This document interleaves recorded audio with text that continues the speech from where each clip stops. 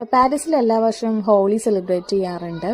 ഇവിടെ നമ്മൾ ഈ വർഷത്തെ ഹോളി സെലിബ്രേഷന് പോയിട്ടുണ്ടായിരുന്നു. ഇവിടെ ഒത്തിരി ഫുഡും ഇന്ത്യൻ ഫുഡും അതിൻ്റെ ഇന്ത്യൻ കൾച്ചറിൻ്റെ ഭാഗമായിട്ടുള്ള സാധനങ്ങളെല്ലാം ഇവിടെ ഉണ്ടാവും. പിന്നെ ഇതുപോലെ മാർച്ച് നമ്മളുടെ ഡ്രസ്സൊക്കെ ഇട്ടിട്ട് കുറേ ഡാൻസും അങ്ങനെയുള്ള കാര്യങ്ങളും ഒക്കെ ഉണ്ടായിരുന്നു. നല്ല രസമായിരുന്നു. നമ്മൾ ഫ്രണ്ട്സൊക്കെ ആയിട്ട് പോവുകയാണെങ്കിൽ നല്ല രസമാണ്. കുട്ടികൾക്കാണെങ്കിലും കളിക്കാൻ കുറേ സാധനങ്ങളുണ്ടായിരുന്നു. പിന്നെ ഫുഡും ഉണ്ടായിരുന്നു. ഫുഡ് എക്സ്പെൻസീവ് ആണ്, അത്ര വലിയ ടേസ്റ്റൊന്നും എനിക്ക് തോന്നിയില്ല. മിക്കയിടത്തേയും ഞാൻ ട്രൈ ചെയ്തു.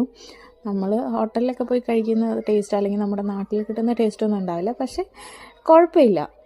ഞങ്ങൾ ബിരിയാണിയും പാനിപ്പൂരിയൊക്കെ വാങ്ങിച്ചിട്ടുണ്ടായിരുന്നു. അത്യാവശ്യം നല്ല റേറ്റാണ് എല്ലാത്തിനും. എന്നാലും പക്ഷേ എനിക്ക് അത്ര ഇഷ്ടമായില്ല. ഇതിലും നല്ല ബിരിയാണികളൊക്കെ ഞാൻ അല്ലാതെയൊക്കെ കഴിച്ചിട്ടുണ്ട്. നമ്മളിവിടെ തന്നെ കടകളിൽ ഞാൻ കഴിച്ചിട്ടുണ്ട്. കുഴപ്പമുണ്ടായിരുന്നു.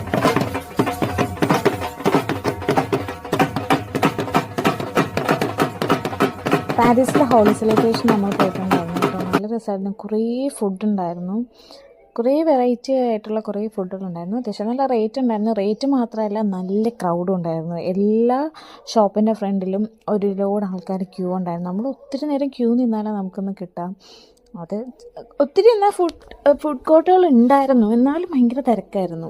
നമ്മൾ കുറേ സാധനങ്ങളൊക്കെ വാങ്ങിച്ച് ട്രൈ ചെയ്തു കേട്ടോ. ബിരിയാണിയൊന്നും ഞാൻ വാങ്ങിച്ച ബിരിയാണിയൊന്നും എനിക്ക് അത്ര ഇഷ്ടമായില്ല. ഇതിലും നല്ല ബിരിയാണിയൊക്കെ ഞാൻ വേറെ കഴിച്ചിട്ടുണ്ട്. പാനിപ്പൂരി ഉണ്ടായിരുന്നു, അതും എനിക്ക് അത്ര ഇഷ്ടമൊന്നും ആയില്ല. എന്നാലും നല്ല രസമുണ്ടായിരുന്നു. നമ്മൾ കുറേ ഡാൻസും നമ്മളുടെ ഇന്ത്യൻ കൾച്ചറായിട്ട് റിലേറ്റഡ് ചെയ്ത കുറേ പ്രോഗ്രാംസ് ഉണ്ടായിരുന്നു.